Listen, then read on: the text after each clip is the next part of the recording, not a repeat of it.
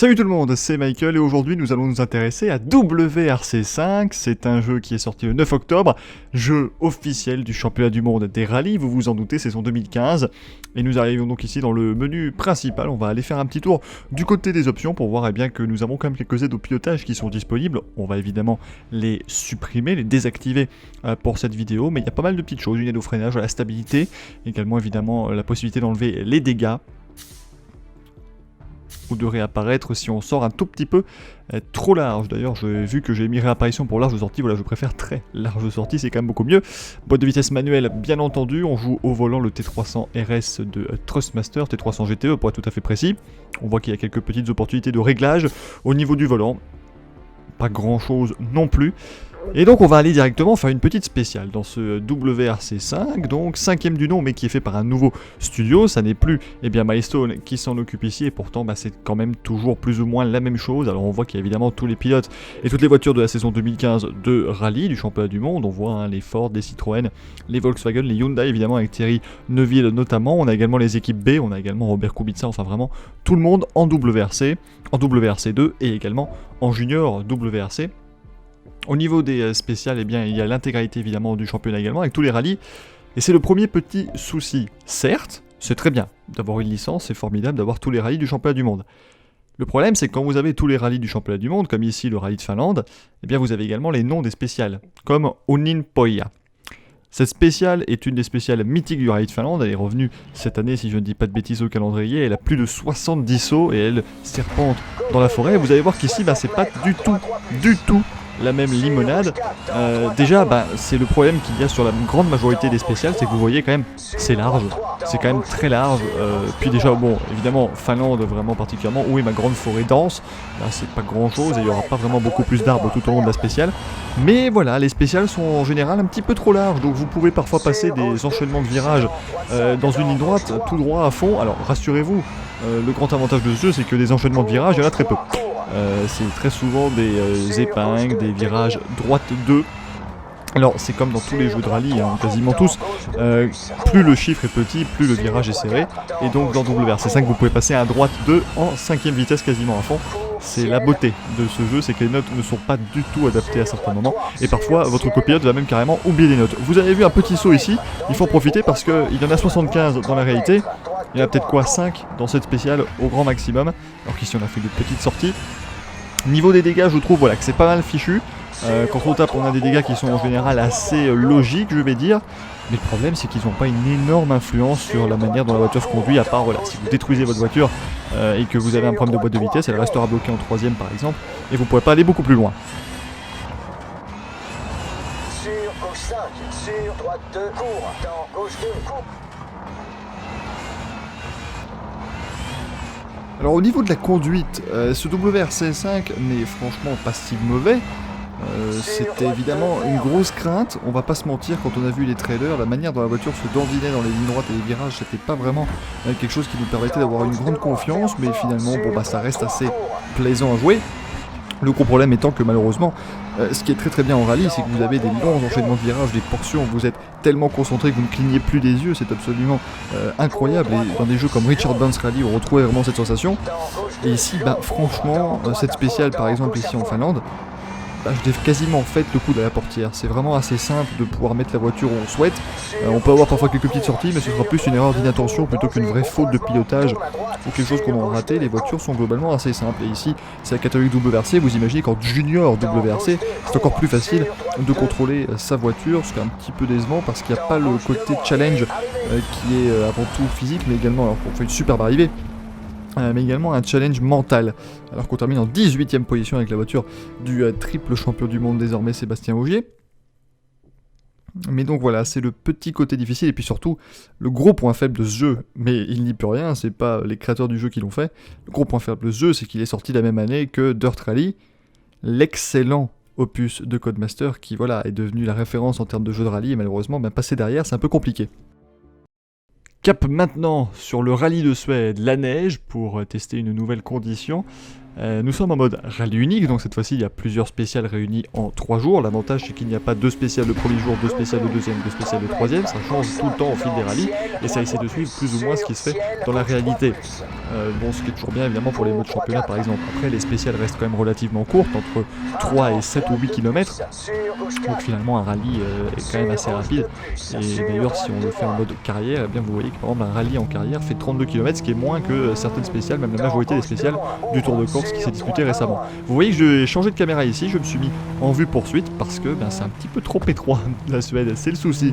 En Finlande c'était trop large, ici c'est trop étroit, j'arrivais pas vraiment à savoir où était l'arrière de ma voiture, donc je me suis mis dans cette vue qui est pas très jouable quand vous êtes au volant. À la manette je pense que ça peut être pas mal du tout, pour le côté plus arcade, mais quand vous êtes au volant et que vous cherchez la simulation, déjà malheureusement c'est pas ici qu'il faudra la trouver, et puis surtout voilà, c'est pas une aide de devoir se mettre dans cette caméra là.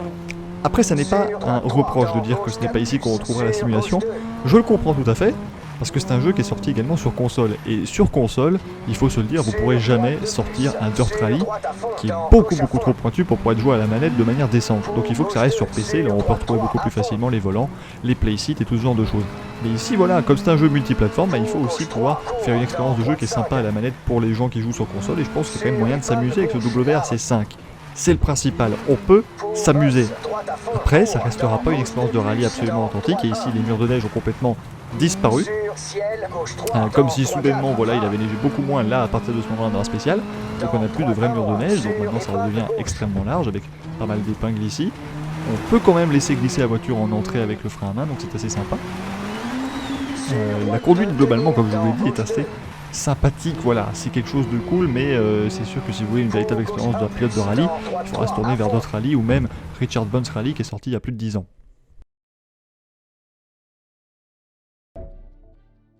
Mais le gros morceau, comme pour tout jeu de rallye en tout cas plus récent, c'est évidemment le mode carrière. Donc on va se lancer, vous avez vu qu'il y avait l'opportunité de la continuer parce qu'en fait voilà, j'avais commencé une petite carrière pour voir comment ça fonctionnait, mais on va en refaire une.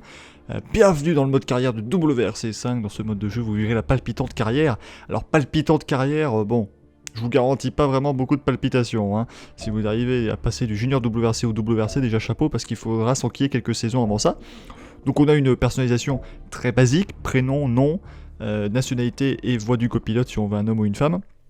Merci quand même à ces nouveaux développeurs qui ne nous ont pas mis la fameuse customisation de la plaque minéralogique, ça n'avait absolument aucun sens, on ne peut pas customiser la plaque minéralogique d'une voiture de rallye, et donc on vous propose d'abord les bases de l'école de rallye, pas envie de le faire ici, donc on vous propose un premier contrat, vous avez le choix entre 3 voitures, qui heureusement sont à chaque fois différentes, donc là j'ai recommencé une carrière, je n'avais pas les 3 mêmes choix que lors de la première carrière que j'avais faite, donc on a Cornell Lucas, Daniel McKenna ou le Abu Dhabi Racing.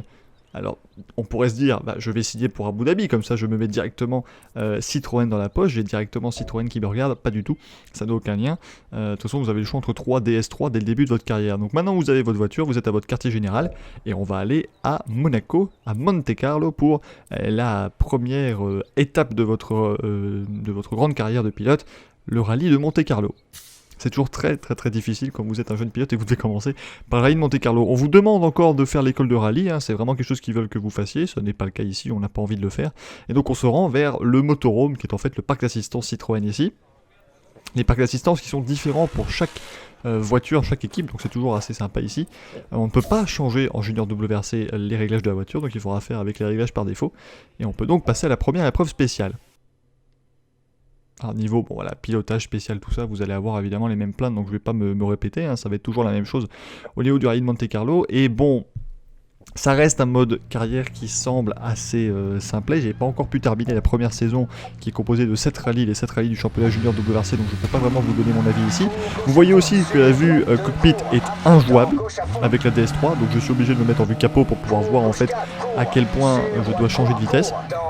Ça c'est encore le petit problème, mais bon, ça c'est pas très gênant en soi, parce que la vue capot reste quand même extrêmement jouable et offre une assez bonne sensation de vitesse, je trouve. Ça me surprend même, mais franchement c'est pas mauvais. Donc ça reste une bonne expérience de jeu. Après voilà, ça semble quand même rester assez simpliste. Vous voilà, vous continuez votre carrière, vous faites des résultats, vous allez dans des autres équipes et à la fin vous devenez champion du monde des rallyes en battant Sébastien Ogier dans la même équipe. Voilà, hein, c'est un petit peu ce que vous souhaitez faire. Vous pouvez évidemment choisir à chaque fois selon les contrats qu'on vous proposera. Alors il y a plusieurs choix quand on vous propose un contrat. On vous dit oui, l'équipe a une philosophie plus calme, une philosophie plus agressive, machin. Est-ce que ça correspond plus à votre pilotage? J'ai pas l'impression que ça change grand chose parce que vous voyez que le pilotage que j'exerce dans ce jeu est assez flamboyant. Pourtant, même quand je prenais une voiture d'une équipe qui voulait être plus conservatrice et qui voulait pas que je me crache et que j'abandonne, ça leur posait pas de problème. Déjà, pour abandonner dans un rallye sur WRC5, il faut quand même y aller. Il faut sortir très régulièrement. Même si ça m'est arrivé au rallye de Pologne, j'ai dû abandonner le rallye de Pologne à 150 mètres de la ligne d'arrivée, puisque j'étais accidenté, malheureusement, une terrible cabriole, terrible embardée, qui s'était terminée dans un arbre, boîte de vitesse cassée, j'étais en 3ème vitesse, je ne pouvais donc pas reculer. D'ailleurs, le rallye de Pologne, belle surprise de ce jeu, parce que finalement j'ai l'impression que le rallye de Pologne, je l'ai malheureusement pas capturé, mais ça devrait être le rallye de Finlande dans ce jeu, parce qu'il y a beaucoup de forêts, il y a beaucoup de pistes très rapides, avec des enchaînements de virages, c'est de loin le rallye le plus sympa que j'ai pu faire jusqu'à présent. Le Portugal, d'un autre côté, était vraiment assez terrible.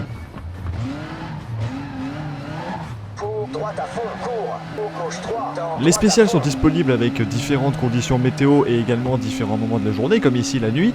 C'est toujours quelque chose de bienvenu, voilà, ça n'ajoute pas non plus un truc formidable au jeu, mais c'est quelque chose de positif. Il faut quand même les signaler évidemment, il n'y a pas que du mauvais dans ce WRC5. Quelque chose qui est également positif, eh bien, c'est qu'on retrouve tous les règlements du championnat du monde des rallyes avec notamment la fameuse Power Stage, cette dernière spéciale du rallye qui donne 3, 2 et 1 point aux 3 premiers pilotes qui s'y classent, donc ça peut toujours faire la petite différence qu'il faut lors d'un championnat, lors d'une saison en carrière également. Donc finalement voilà, c'est pas non plus la déception qu'on pouvait avoir lors des 4 précédents opus qui avaient été faits par Milestone. Ici on sent voilà, que c'est un jeune groupe qui voulait simplement bien faire pour ce premier jeu. Alors c'est sûr, il y a beaucoup de choses à améliorer et beaucoup de choses où on se dit qu'ils auraient pu être un petit peu plus braves et qu'ils ont peut-être adopté une attitude un petit peu sécuritaire, un petit peu safe. Mais voilà, c'est une base, alors on verra s'ils réussiront à améliorer la base. Si ça reste comme ça pendant encore 3 ans, franchement ce serait insuffisant. Ici pour l'instant voilà, c'est difficile de vraiment les blâmer pour un premier jeu qui quand même n'est pas complètement au niveau d'un Dirt Rally qui reste loin devant, et c'est vraiment le gros problème ici, c'est que Dirt Rally est sorti la même année que ce jeu, même si l'avantage de ce jeu c'est que vous pouvez avoir tous les pilotes et tous les rallyes du championnat du monde avec des spéciales évidemment beaucoup plus courtes, comme je vous le disais, seulement entre 3 et 8 km dirons-nous au maximum.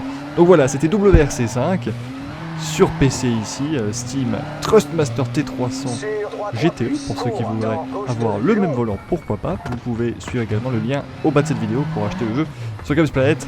On se retrouve très vite, à la prochaine et restez fidèles à motorsport.com, à bientôt. 80 mètres, gauche 4.